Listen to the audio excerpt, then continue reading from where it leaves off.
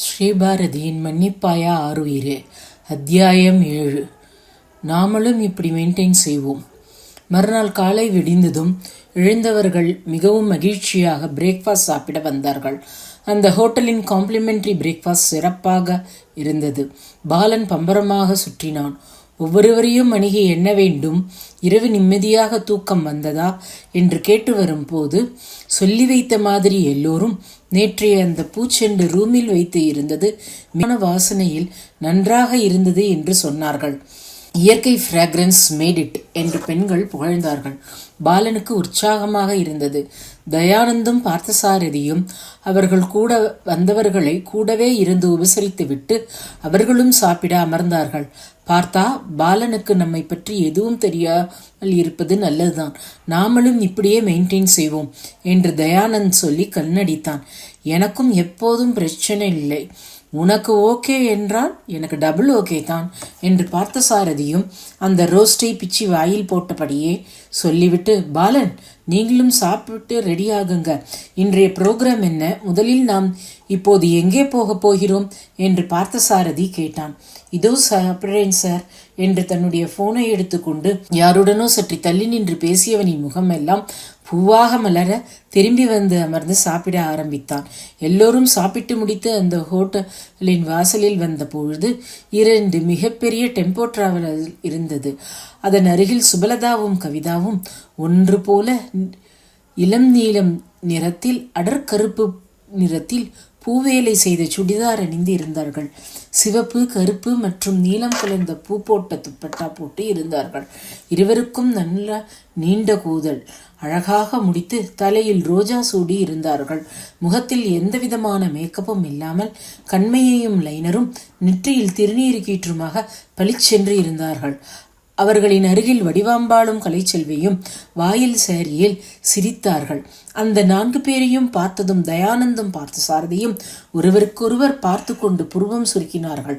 பாலன் அவர்களுக்கு முன்னால் நின்று கொண்டு, சார், இவர்கள் என்னோட குடும்பம் சார்.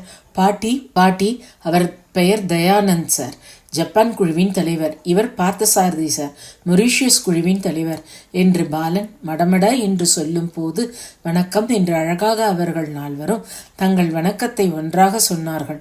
தயானந்தும் பார்த்தசாரதியும் அவர்களுக்கு வணக்கம் தெரிவித்தார்கள். யாரையும் பேச விடாமல் பாலனே தொடர்ந்தான். இது வடிவாம்பாள் பாட்டி, இது கலைச்செல்வி பாட்டி, இது கவி, இது சுபா என்று அந்த 4வரையும் மற்றவர்களுக்கு அறிமுகப்படுத்தினான். அங்கே பரஸ்பரமாக புன்னகை அரும்பியது. பின் 2 குழுக்களாக பிரிந்தார்கள். பாலன் வடிவாம்பாள் கவியுடன் பார்த்தசாரியும் சேர்ந்து கொண்டான்.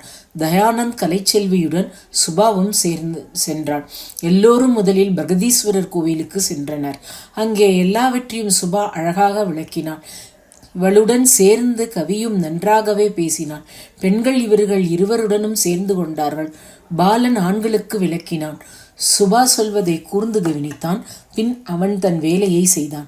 வடிவாம்பாளும் கலைச்செல்வியும் சிரித்தபடியே அவர்களை சுற்றி வந்தபடியே தங்களுடைய 2 பேத்திகளையும் பாதுகாத்து வந்தார்கள்.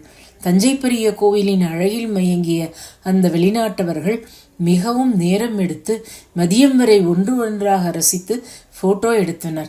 அப்படியே அங்கேயே இருந்து தங்கள் குடும்பத்தினருடன் வீடியோ காலில் பேசி மகிழ்ந்தார்கள். அதுவும் அந்த யுவாவும் அயக்காவும் தங்களின் பிள்ளைகளுடன் பேசி அந்த இடத்தை காட்டி காட்டி பரவசமானார்கள்.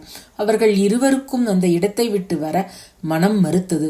அவர்கள் இருவரின் கணவன்களும் வந்து சிரித்தபடியே மற்றவர்களுக்கு பசிப்பித்தால் சாப்பிட போகலாம் என்று சொல்லியும் அவர்கள் இருவரும் தங்களுக்கு பசிக்காத காரணத்தினால் மற்றவர்கள் சாப்பிட்டு விட்டு வரும் வரை தாங்கள் இங்கேயே இருப்பதாக சிரித்தார்கள். ஒரு வழியாக எல்லோரும் சிரித்து கும்பலாக அயர்ந்து பாலனை பார்த்து மிகவும் களைப்பாக இருப்பதால் சாப்பிட போகலாம் என்று சொன்னார்கள். பாலனும் அதற்காகவே நான் காத்து கொண்டிருக்கிறேன் என்று சொல்லிவிட்டு நல்ல பச்சை பசேல் என்று இருக்கும் இடமாக வண்டிகளை நிறுத்தினான். எல்லோரும் சாப்பிட வாங்க என்று புன்னகையுடன் வரவேற்க, என்னப்பா பாதி வழியில் நிறுத்தி கொண்டு சாப்பிடவா என்று சொல்றாய், இங்க ஒரு ஹோட்டலையும் காணுமே என்று சொல்லி பார்த்தசாரதி தன்னுடைய இருக்கையில் இருந்து எழுந்து தலையை ஜன்னல் வழியே எட்டி பார்த்தான். அவனின் நேரம் கவி அங்கே அழகாக அவனை பார்த்து புன்னகைத்தான். ஒரு மடக்கு டேபிளை வெறித்தபடியே. அவ்வளவுதான். துள்ளிக்கொண்டு வண்டியில் இருந்து இறங்க ஆரம்பிப்பான். தயானந்தோ, டேய், யாரும் இல்லாத இடத்தில் எதை கண்டு இப்படி ஒரு ஓட்டம் என்று கேட்டான். தேவதையை கண்டேன், காதலில் விழுந்தேன், என் உயிருடன் கலந்து விட்டான். நெஞ்சுக்குள் நுழைந்தாள், மூச்சினில் கலந்தாள், என் முகவரி மாற்றி விட்டாள் என்ற பாடல் வரிகள் அவன் மனதில் ஓடத் தொடங்கியது. அந்த நேரத்தில் தயானந்தின் கேள்வி பார்த்தசாரதியின் காதில் விழுந்த மாதிரியே தெரியவில்லை. இதற்குள் கீழே சலசல என்று பேச்சு சத்தம் கேட்க எட்டி பார்த்த தயானந்த் அதிசயத்தான். அழகாக மடிப்பு மேஜை விரிக்கப்பட்டு அதில் வெள்ளை துணி விரித்து சாப்பாட்டு பாத்திரங்கள் வைக்கப்பட்டு இருந்தன.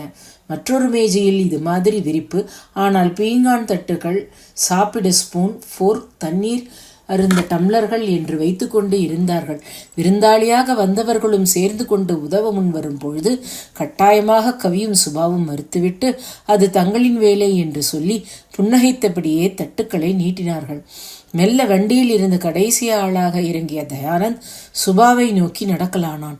அவளை நெருங்க நெருங்க தயானந்த் மிகவும் டென்ஷன் ஆனான். காரணம், அவளின் அமைதியான முகம் அவனை சங்கடப்படுத்தியது. தயானந்த் தன்னுடைய வட்டத்தில் பிளேபாய் என்றே அழைக்கப்பட்டான். அவனுக்கு யாரிடமும் ஒட்டுதலும் கிடையாது. ஆனால் தனக்கு வேண்டும் என்று எதையாவது நினைத்து விட்டால் அதை அவன் நடத்தாமல் விட்டதே இல்லை. அவனுடைய இலக்கு முடிக்கப்பட வேண்டும். அதற்காக வழி எப்படி என்று எல்லாம் பார்க்க மாட்டான். அவனுக்கு வேண்டியது தன் இலக்கை அடைந்தேதலே அன்றி வேறு எதுவும் கிடையாது. அப்படிப்பட்டவன் ஏனோ சுபலதாவை நெருங்கும் போது வினோதமாக உணர்ந்தான். அவளை மிகவும் அருகில் நெருங்கிய போது அவளை அளவெடுத்தான். ரொம்ப நெட்டை என்று சொல்ல முடியாது. 5 அடி அல்லது 5.2 அடிக்குள் தான் இருப்பாள். கண்களில் அப்படி ஒரு காந்தம். அவளின் கண்கள் யாரையும் வசீகரிக்க தவறவில்லை. அவளின் புன்னகை ரம்மியமாக இருந்தது. பற்கள் எல்லாம் சீராக இருந்தது. பளீர் என்று அவளின் சிரிப்பு காட்டியது. நீண்ட கூந்தல், நல்ல அடர்த்தி வேறு. ஹேர்பின் குத்தி தலையை தூக்கி தன்னுடைய பின்னல் போட்டு இருந்தாள். அப்படியே ஆரம்பத்தில் லூஸ் ஹேர் விட்டு பின்னால் போட்டு இருந்தது. அவளின் வட்டமுகத்துக்கு எடுப்பாக இருந்தது. தலையில் வைத்திருந்த அந்த ரோஜா மிகவும் ரம்மியமாக இருந்தது. அவளின் கன்னத்தில் இருந்த அந்த மச்சம் அவனுக்கு உற்சாக போதையை ஊட்டியது என்றே சொல்ல வேண்டும். அப்படியே அதை ரசித்தவன் தன்னுடைய பார்வையை கீழே இறக்கினான். கழுத்தில் சிறிய சங்கிலி, அதில் ஒரு குட்டி டாலர், கையில் வெள்ளியில் மெல்லிய பிரேஸ்லெட், இடது கையில் சிறிய வாட்ச். வளைவுகள் உடலில் எடுப்பாக இருந்தது. அவனுக்கு அவளை பார்க்க பார்க்க மனதில் போதை ஏறத் தொடங்கியது. அவன் ஒன்றும் உத்தமன் கிடையாது. பலவிதமான பெண்களை ரசித்து ருசித்தும் இருப்பவன். அவனுக்கு இதில் கவலையும் இல்லை. இருவருக்கும் இதில் விருப்பம். அதனால் இணைவதில் தவறில்லை என்று சொல்லிவிட்டு போவான் அலட்சியமாக. அப்படிப்பட்டவனை பாதித்தாள் சுபா. மொத்தத்தில் அவள் தயானந்தனை இம்சிக்க தொடங்கினாள். ஹலோ, ஹேவ் இட் என்று தன்னுடைய கையில் இருந்த பீங்கான் தட்டை தயானந்திடம் நீட்டி புன்னகைத்தாள். பின் அவனை கண்டுக்காமல் மற்றவர்களுக்கு பதார்த்தங்களை எடுத்து வைக்க சென்றான். இந்த செயலால் அவன் மனதில் ஒரு கோபம் வந்தது. அதே நேரத்தில் அவனின் கையில் இருந்த மருதாணியின் சிவப்பு எதையோ எச்சரிப்பது போலவும் தோன்றியது தயானந்துக்கு. அவளை பார்த்தபடியே தன்னுடைய உதடுகளை வேண்டா வெறுப்பாக இழுத்து பிடித்து புன்னகைத்தான். அவனை ஒரு லட்சியமாகவே அவள் எடுத்துக்கொள்ளவில்லை என்பதை அறிந்த தயானந்துக்கு சொல்ல முடியாத கோபமே வந்தது சுபலதாவின் மேல். காரணம், அவனை பார்த்த பெண்கள் அவனிடம் மயங்காமல் இருந்ததில்லை. ஆனால் இவள் இப்படி தயானந்தை ஒரு பொருட்டாகவே மதிக்காமல் நடந்து கொண்டதால் தான் சுபலதாவால் அவமானப்படுத்தப்பட்டோமோ என்று அவனுக்கு ஒரு ஓரத்தில் ஆத்திரம் வரத் தொடங்கியது. ஆனால் அதில் வெளியில் காட்டிக்கொள்ளாமல் அவன் சாப்பிட சென்றான். சாப்பாடு மிகவும் அருமையாக இருந்தது. மிக்சட் கோம்போவாக இருந்தது. இந்தியன் வகைகளுடன் நூடுல்ஸ் மற்றும் ஜப்பான் சைவ வகைகள் சிலதும் இருந்தது. அப்படியே நிறைய பழங்களும் சாலடுகளும் இருந்தது. ருசி அமோகம் என்று சாப்பிடவர்கள் எல்லோரும் சொன்னார்கள். வடிவாம்பாளும் கலைச்செல்வியும் பார்த்து பார்த்து வைத்தார்கள்.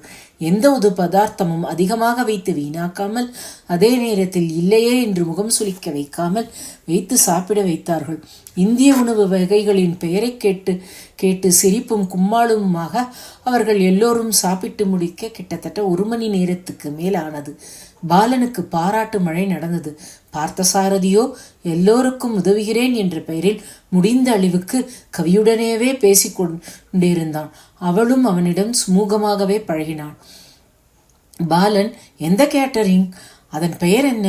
அருமையாக தயார் செய்து இருக்காங்க, அதுவும் நல்ல கோம்போ. வந்த இடத்தில் தங்கள் ஊர் உணவை இந்த பட்டிக்காட்டில் கிடைப்பது அவர்களுக்கு மகிழ்ச்சி, எங்களுக்கும் மகிழ்ச்சி. நல்ல ஐடியா என்று தயானந்த் சாப்பிட்டபடியே பாலனை பார்த்து புன்னகையுடன் சொன்னான்.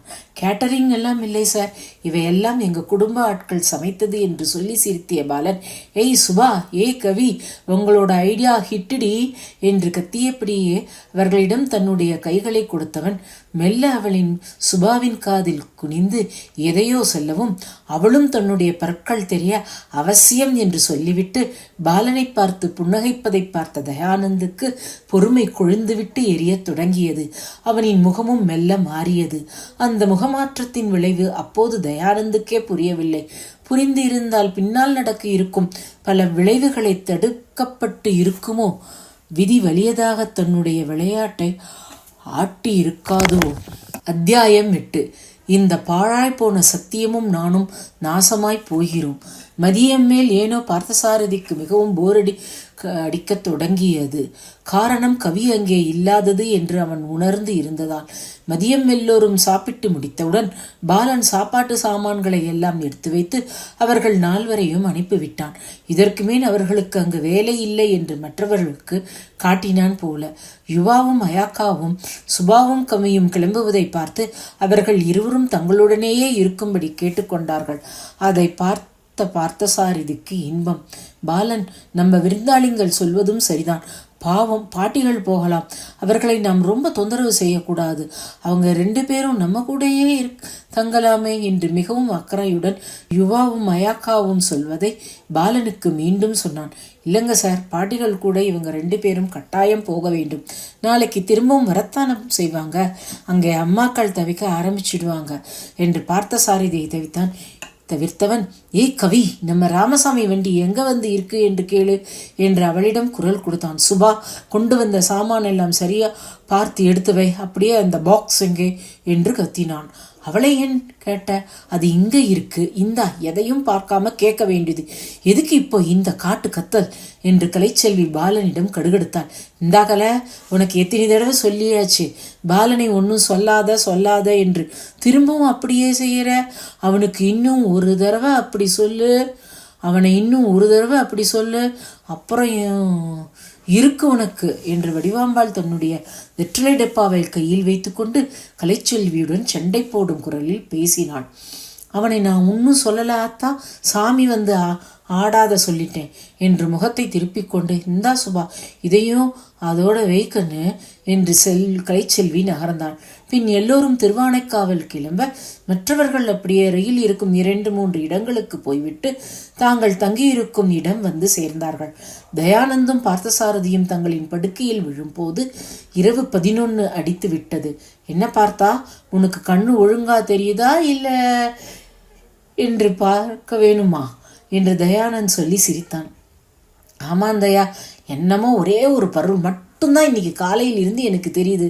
பாரு, நாம எங்கெல்லாம் போனோம், என்னெல்லாம் பார்த்தோம் என்று யாராவது என்னை கேட்டா எனக்கு எதுவும் தெரியாது என்று தான் சொல்ல முடியும் என்று சிரித்தான். ஆமாம், உனக்கு எப்படி என்று தயானந்தை கிண்டல் அடித்தான் பார்த்தசாரதி. இப்ப வரைக்கும் எல்லாம் தெளிவா தெரியுது என்று அவனின் கேள்விக்கு பதில் சொல்லும் போதே, ஆனால் இனி என்று அவனின் உள்மனம் சொல்வது துல்லியமாக தயானந்துக்கு கேட்டது. நீ சொல்வதை நம்ப முயற்சிக்கிறேன் என்று பார்த்தசாரதி சொல்லிவிட்டு சிரிக்கும் போது தயானந்தின் செல்போன் அடித்தது. அதில் வந்த நம்பரை பார்த்த தயானந்த், டேய் பார்த்தா, அதை கொஞ்சம் ஸ்பீக்கரில் போனேன், அவன்தான் பேசுறான், நாம 2 பேரும் பேசிவிடலாம் என்று உற்சாகம் கரைபுரள சொன்னான். வேண்டாம்பா, நீயே பேசி, எனக்கும் அவனுக்கும் அவ்வளவாக செட் ஆகாது, நான் கிளம்புறேன் என்று எழும் பார்த்தசாரதியை முறைத்த தயானந்தன், நான் சொன்னதுதான், நீ எங்கேயும் போகக்கூடாது, ஸ்பீக்கரில் போடு என்று உத்தரவிடும் குரலில் சொன்னதும் பார்த்தசாரதி தயானந்துக்கு கட்டுப்பட்டான். எதுவும் சொல்லாமல் ஸ்பீக்கரில் போட்டதுமே, ஹலோ சொல்லுடா, ஆமா, நீயே வரல, உன்னை நான் ரொம்பவே எதிர்பார்த்தேன், நீ வராது எனக்கு கொஞ்சம் ஏமாற்றம் தான், முதல்ல சொல்லு, நீ இங்க எப்ப வர என்று உற்சாகமான குரல் கொடுத்தான் தயானந்த். அந்த ஒட்டுண்ணி உன் கூட இருக்கும்போது நான் அங்க வர முடியாது என்று மிகவும் அலட்சியமாக பதில் வந்தது அந்த நபரிடம் இருந்து. இதை கேட்டுக்கொண்டு இருந்த பார்த்தசாரதி தலையை தொங்க போட்டுக்கொண்டு மெல்ல எழுந்தான். தயானந்துக்கு தர்ம சங்கடமாக போக சற்று குரலை உயர்த்தி, டேய் கருணா, எப்படி நீ நம்ம பார்த்தாவை இப்படி பேசலாம்? அவன் நம்ம ஃப்ரெண்டு, அவனை இப்படி பேசாதே என்று எத்தனை தடவை நான் உனக்கு சொல்றேன், ஏண்டா நீ அதை கேட்கவே மாட்டேங்கிற என்று சொல்லியபடியே பார்த்தசாரதியின் கைகளை ஒரே எட்டில் பிடித்து கொண்டு தயவு செய்து வெளியே போகாதே என்று செய்கை காட்டினான். டேய், நம்ம ஸ்டேட்டஸ் என்ன, அவன் ஸ்டேட்டஸ் என்ன, உனக்குத்தான் தராதரம் இல்லை என்ற எனக்குமா என்று மேலும் கடும் சொற்கள் அந்த அலைபேசியில் ஒலிக்க தயானந்தை பார்த்து ஒரு வரட்டு புன்னகை செய்த பார்த்தசாரதி அவனின் கைகளை மெல்ல விலக்கிவிட்டு தங்களுக்கு என்று ஒதுக்கியிருந்த ரூமில் இருந்து வெளியே சென்றான். அவன் வெளியே செல்லும் போது உள்ளே தயானந்த் தனக்காக கருணாகரனிடம் வாதாடுவது தெளிவாக காதில் விழுந்தது. போக போக சத்தம் குறைந்தது. இப்போது பார்த்தசாரதி அந்த வரண்டாவின் மறுகோடிக்கு வந்து விட்டான். அங்கே இருந்த ஜன்னலின் வழியே வெளியே இருட்டை பார்த்து கொண்டு நீண்ட நெடிய பெருமூச்சுக்களை எடுத்துவிட்டு கொண்டு நின்றான். அவனுக்கு பல நினைவுகள் வந்து மோதியது. அவற்றையெல்லாம் கட்டுப்படுத்த முடியாமல் தவிக்கவும் செய்தான். பார்த்தசாரதியின் காதுகளில், நீயாக போகாத, எனக்கு சத்தியம் செய்து கொடு என்று ஒலித்தது. சத்தியம் என்று தன்னுடைய கைகளை அவன் முன்னீட்டிய கையின் மேல் வைத்தது அப்போது நினைவுக்கு வந்தது அவனுக்கு.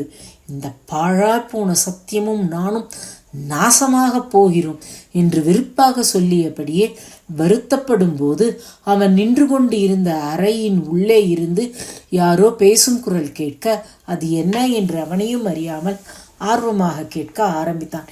நீ 1000 தான் சொல்லு சுபா, கவி செய்தது தவறுதான், நான் அவளை திட்டினது தப்பே இல்லை என்று பாலனின் குரல் ஓங்கி வெளியே கேட்டது.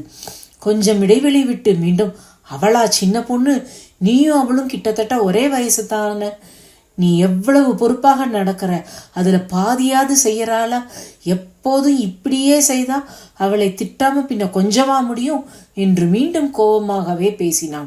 ஒரு சிறிய இடைவேளைக்கு பிறகு, நாளைக்கு அவள் வரவில்லை என்றால் விடு, ஒரு இம்சை இல்லை என்று நானும் நிம்மதியாக இருப்பேன் என்று பாலன் இப்போது செல்வதை கேட்ட பார்த்தசாரதிக்கு பக்குன்னு இருந்தது. தான் என்ன செய்கிறோம் என்றே தெரியாமல் சடால் என்று அந்த அறையின் கதவை தட்டினான் அவசர அவசரமாக.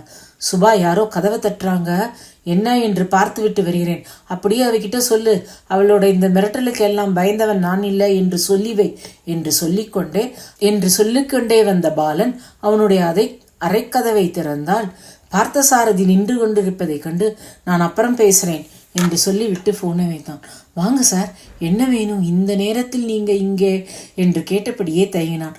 பார்த்தசாரதிக்கு இப்போது இருக்கும் மனநிலைக்கு மீண்டும் தன்னுடைய அறைக்கு போக பிடிக்கவில்லை. அங்கே போனால் வீண் வார்த்தைகள் அவனை புண்படுத்தும் என்பதை நன்றாகவே தெரிந்து இருந்தான். அதனால் அவனுக்கு தனிமையும் வேதனையும் அதிகம் இருந்தது. அதை போக்கிக் கொள்ள பாலனின் அறைக்குள் நுழைந்தான். வந்து எனக்கு ஒரு உதவி வேண்டும் என்று தயங்கியபடியே சொன்னான். சொல்லுங்க சார், என்னால் முடிஞ்சவரை செய்ய தயாராக இருக்கிறேன் என்று பாலன் பதில் சொன்னான். நாங்கள் இங்கே இருக்கும் மீதி 2 நாட்களும் நீங்கள் இன்றைக்கு கொண்டு வந்த மாதிரியே சாப்பாடு தருவீங்களா? இதை மாதிரி நல்ல சாப்பாடை, அதுவும் அன்பாக கூட இருந்து வயத்துக்கு வேண்டியதை பார்த்து பார்த்து சாப்பிட வைத்து அழகு பார்க்க யாரும் இல்லாமல் வருடக்கணக்கில் இருந்த எனக்கு நாக்கும் மனமும் செத்து போய் இருந்தது. உங்க புண்ணியத்துல நல்ல சாப்பாடும் பாட்டிகளின் அன்பும் எனக்கு திக்குமுக்காடு செய்து விட்டது. அதுதான் உங்க கையில காலில் விழுந்தாவது அடுத்த 2 நாட்களுக்கு இந்த அன்பும் பாசமும் மனசுக்கும் வயிற்றுக்கும் வஞ்சகம் இல்லாம கொடுங்க என்று கெஞ்சி கேட்க வந்தேன் என்று பார்த்தசாரதி சொல்லும்போது ஏனோ அவனின் கண்கள் ஈரமானது, குரலும் அடைத்தது. பார்த்தசாரதி அப்படி பேசியது பாலனின் மனதில் மிகப்பெரிய தாக்கத்தை ஏற்படுத்தியது. அவன் பதினான், ஐயோ சார் சார் சார், என்ன சார் நீங்க, முதல்ல இப்படி உட்காருங்க என்று பார்த்தசாரதிக்கு அமர இருக்கையை காட்டிவிட்டு மேஜையில் இருந்த தண்ணீர் பாட்டிலை எடுத்து பார்த்தசாரதியிடம் நீட்டினான். மறுக்காமல் அதை இத்தண்ணீர் அருந்திய பார்த்தசாரதி மெல்லிய புன்னகையை உதிர்த்து விட்டவனின் கைகளில் ஏமாற்றம் மெல்லிய புன்னகையை உதிர்த்து விட்டவனின் கண்களில் ஏமாற்றம் தெரிந்தது நன்றாகவே. அதை உணர்ந்து கொண்ட பாலன், உங்களை மாதிரியான பெரிய ஆளுகளுக்கு எங்கள் வீட்டு சமையலை பாராட்டியது, அதுவும் மீண்டும் மீண்டும் வேண்டும் என்று கேட்டு வந்து இருப்பதை நான் சுபாவிடமும் கவியிடமும் சொன்னால் 2 பேரும் எனக்கு பைத்தியம் பிடிச்சு இருக்கு என்று சொல்லி என்னை கேலி செய்தே கொண்டே இருப்பார்கள் என்று சொல்லி பாலன் சிரித்தான். பார்த்தசாரதியும் அவனுடன் சேர்ந்து சிரித்தாலும் மனதுக்குள், என்னை மாதிரி ஆளுங்க என்று சொல்லிவிட்ட, ஆனா என் நிலைமை எனக்குத்தானப்பா தெரியும் என்று சொல்லிவிட்டு பாலனை பார்த்து, எனக்காக அவங்க கேலியை பொறுத்துக்க வேணும், நான் ப்ளீஸ் என்று சொல்லிவிட்டு மீண்டும் ஒரு வேதனையுடன் புன்னகைத்தான். என்ன சார் இப்படி பேசுறீங்க, நாளைய மெனுவை பார்த்து அசந்து போயிடுவீங்க என்று உற்சாகத்துடன் சொல்லும் பாலனுடன் பார்த்தசாரதி பேச ஆரம்பித்தான். இப்படியே இருவரும் பேசிக்கொண்டே இருந்தார்கள். இருவர் மனதிலும் ஏதோ ஒரு விதமான பாசம் ஏற்பட்டது. சீக்கிரமாகவே எளிதாக நட்புக்கரம் நீண்டது இருவரிடமும். கிட்டத்தட்ட 2 மணி நேரத்துக்கு மேல் ஆகிவிட்டது. அவர்கள் இருவரும் சேர்ந்து சிரிப்பும் கும்பாலுமாக இருந்தார்கள். அப்போது பார்த்தசாரதியின் போன் ஒலிக்க எடுத்து பார்த்தான். அழைத்தது தயானந்த் என்று தெரிந்ததும் ஹலோ என்று பேச ஆரம்பித்தான். இல்லை, நான் இங்கே பாலன் கூட இருக்கேன். வேண்டாம், you carry on, I will be back within few minutes என்று சொல்லிவிட்டு, சாரி பாலன், உன்னோட தூக்கத்தை கெடுத்து விட்டேன், சாரி என்று எழுதான். அப்படியெல்லாம் ஒன்றும் இல்லை, எனக்கு மிகப்பெரிய நண்பன் ஒருவர் கிடைத்த சந்தோஷம் என்று புன்னகைத்தான் பாலன். எனக்கும் தான், என்னையும் உங்களில் ஒருவராக ஏற்றுக்கொண்டதற்கு ரொம்ப தேங்க்ஸ் என்று பாலனை கட்டிக்கொண்ட பார்த்தசாரதியின் கண்களில் கண்ணீர் லேசாக எட்டி பார்க்கும் அளவிற்கு வரவும் அவன் சமாளித்து கொண்டு அந்த அறையை விட்டு வெளியே அவசரமாக குட் நைட் பாலன் என்று சொல்லிவிட்டு கிளம்பினான். மறுநாள் காலையின் விடியல் அங்கே பலரின் மனதில் பலவிதமான உறுதிகளை ஏற்படுத்த போகிறது என்று அப்போது பலருக்கு தெரிந்து இருக்கவில்லை. அப்படி தெரிந்து இருந்தால் யார் யார் என்ன விதமான முன்னெச்சரிக்கை நடவடிக்கைகளை எடுத்து இருப்பார்களோ தெரியவில்லை.